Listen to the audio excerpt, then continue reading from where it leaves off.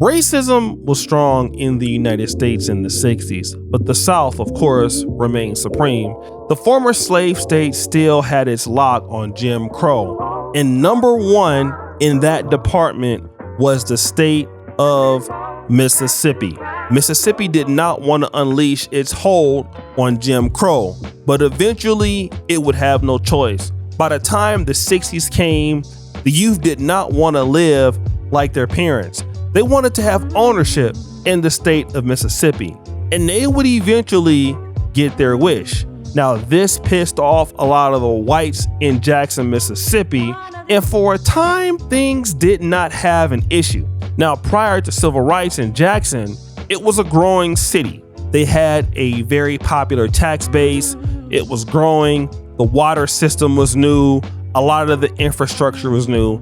And because the city was growing and developing, you had a lot of money that you could spend. By the time the 1970s came about and blacks started having some level of leadership in Jackson, Mississippi, what we started to see was white flight. And white flight affected Jackson, Mississippi at one of the highest rates in America. Many people left Jackson for other suburbs like Clinton, Mississippi, and even going as far as to Oxford, Mississippi, to where Ole Miss was. And so what happened is the tax base and the business base that was supporting Jackson literally left. And now you started to see Jackson for what it is today, full of crime, infrastructural problems. So instead of Jackson being a hub for Black American development, we started to see Jackson for this. I'm from Jackson, Mississippi. If you don't know about Jackson, Mississippi, look it up before you even watch this video. So being that I'm from Jackson, Mississippi, everywhere I go, before I get out the car, I gotta look around. I gotta look in the rear view. I gotta look on both side mirrors. I gotta scope out the scene. It's one thing to have crime in your city. Like, trust me, I've lived in places where it was bad. But imagine living in a city that caused this. For those of y'all that don't know, my child was here and I did a car meet in Jackson. This is what Jackson gave me back in return. This is tire number 1 on my Tesla. This is tire number 1. And this is tire number 2. When I tell you I am fed the up with Jackson, I'm so fed up. Now this lady has purchased an expensive Tesla, but as you can see, the rims are destroyed. And the reasons why the rims are destroyed is because all of the potholes that she's been hitting in her car in Jackson, Mississippi. Now, I live in Kampala, Uganda, and Kampala is the literal king of having potholes there. But to live in America where you have potholes in your actual city should be unheard of. But this is the real problem. So I was just driving around Jackson trying to check the place out, and he came across this street in the middle of town. Well, I don't even know if you can even call this a street anymore. A road, maybe. I mean, people were weaving back and forth to avoid the potholes like it was just a normal day for them. I was like, this is probably the worst road I've ever driven on. And I had to finally just get out of the car. This was just too much. Looked like a major disaster had just hit the place, but that didn't happen. Then a guy pulls up. His name's Chris. You'll meet him later. Now, this particular person has a vlog on YouTube, and he says that Jackson is the worst city that he's ever been in his life. And as you can see, people are on those roads doing their best to, zig and zag away from those potholes. But he did something. He actually interviewed a man who did not even want to be seen on camera. And what the man said was sad. This is an age-old infrastructure system. If they go back and do the research, this thing probably hadn't had any type of significant, upgrade in forever. Probably since, I hate to say it, since Mississippi was ran by white people. And maybe they need to go back to that. So he's saying to the guy, listen, things are bad here. The infrastructure is gone. And Jackson was better when the whites had it. And not only are the roads bad in Jackson, even the political scheme is terrible. Jackson had a mayor that was also indicted for accepting bribes just last year. To be clear, with respect to any allegations or speculation on that, I have never conspired with anyone to commit a crime. And that's the basis of it, and that's all that I will share. And we're not going to even talk about the water issues in Jackson. Like, literally, the problems with water in Jackson is even worse than what I experience here in Kampala, Uganda. And I'm living in one of the poorest nations on planet Earth right now. And literally, the water access in Uganda may be even better than what you see in Jackson.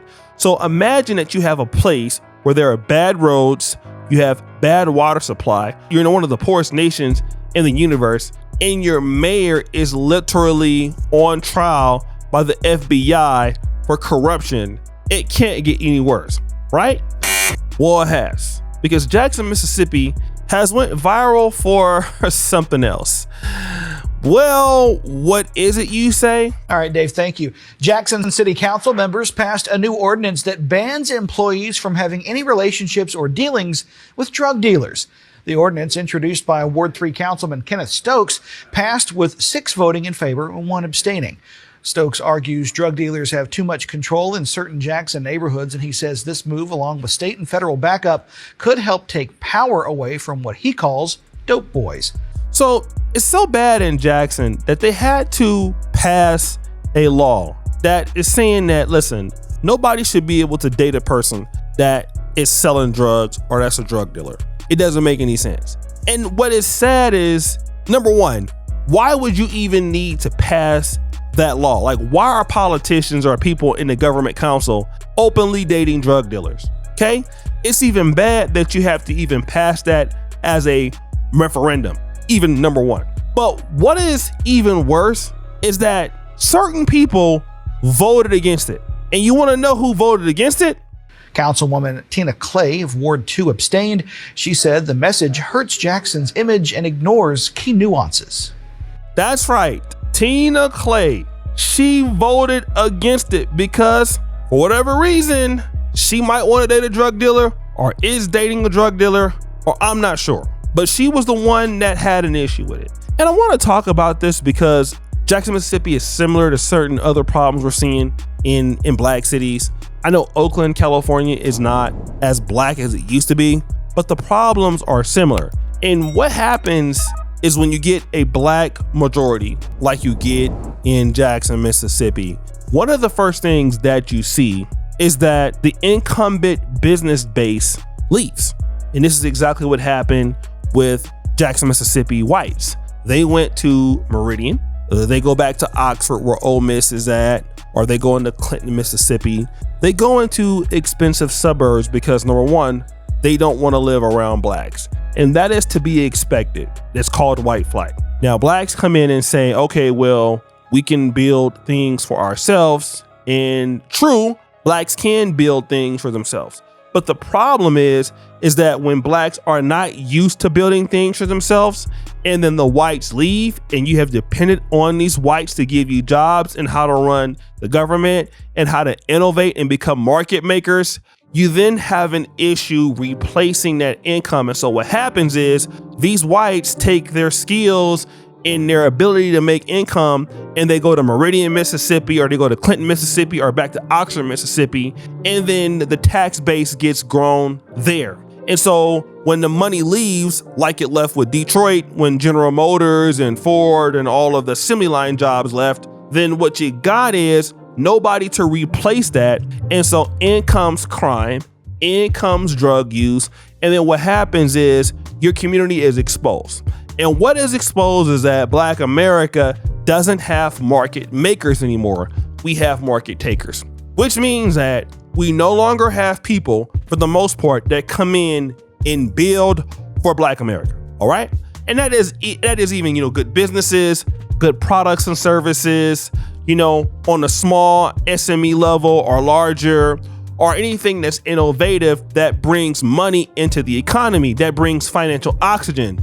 So when the whites take their oxygen out of the community or out of the city, blacks are exposed to that. And so black cities like Jackson get blamed. Like, oh man, look at the roads.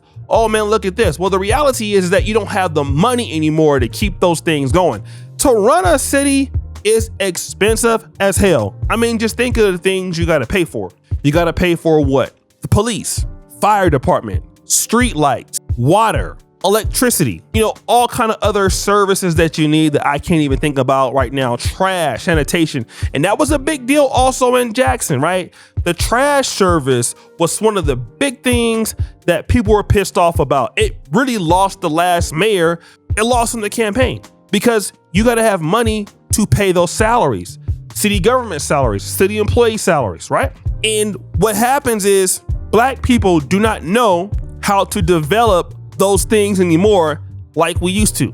For an example, we used to have places like the Black Wall Street, even in Mississippi, Mound Bayou, where Blacks were forced to come in, innovate, deliver a tax base, and of course, with the whites, they destroyed it, right? But now this is what's happening when you say we want Black leadership, we want to be left alone, we want to run our own cities. For the Blacks that come in and talk like that, can you run the cable department? Okay. Can you come in and develop businesses and innovate for your city? Can you hire people? Can you create the tax base? That is literally what is happening with Jackson with 80-90%. Now, most of us, when we live in these cities, let's say, for example, integrated cities like Houston. Houston has a good percentage of Blacks, but not the entire majority. You look at places like Atlanta, it is heavily 50 to 60% Black, but not everybody Black. Washington, D.C., by nature, D.C., you have a lot of Blacks there, but you also have federal government jobs in D.C. You also have a lot of investment in D.C. So our development in D.C. is crucial, but we also get some help. Now, when you remove that and then you put it in a place like, the Detroit, Jackson, Mississippi, other parts of the South, it becomes evident what our real issue is. And then it also exposes the lack of trust that we have in the Black community. It also exposes the lack of value that we want to create, our cognitive ability to do business with each other. It exposes a whole bunch of things like that. And so when we start talking about the fact that we want to be left alone, we need to look at Pine Bluff, Arkansas. We need to look at Jackson, Mississippi, and understand that those cities need market makers. That means Black people come in and they understand what the market is. They reinvest into the market. They train, they develop into the market. And you have leadership for people that want to live there. If you don't have that, here's what happens. Your talent literally gets picked off. White America cherry picks your best talent and takes them out all areas of Black America. And then you don't have anybody to become your market makers. So what happens is you get incompetent mayors, incompetent council people who do what? Date drug dealers.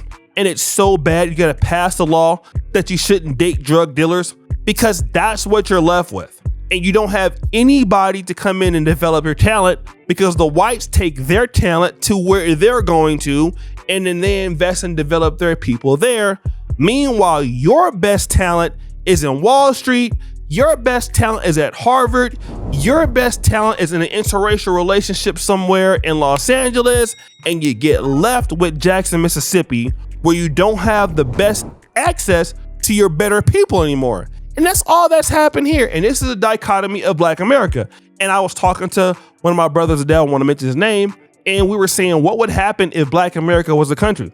I said, well, one of the outcomes could be what you're seeing happen in Jackson, Mississippi. And this isn't to say that's what would happen. If you cannot take care of your own talent, well, all white people got to do is sit there and pick it off. And then eventually your best talent can't produce anymore. And you don't have any money to continue on with your city. And so all your infrastructure decays, roads decay, water decay, tax base is gone. And then you end up with high crime and all kind of problems simply because you cannot develop for your own people. That's Jackson, Mississippi. So guys, what do you think? It's your boy Oshay Duke Jackson back out again. Another episode of The Celebrity Junk. I appreciate you for all that you do. Subscribe to the bell. We're out.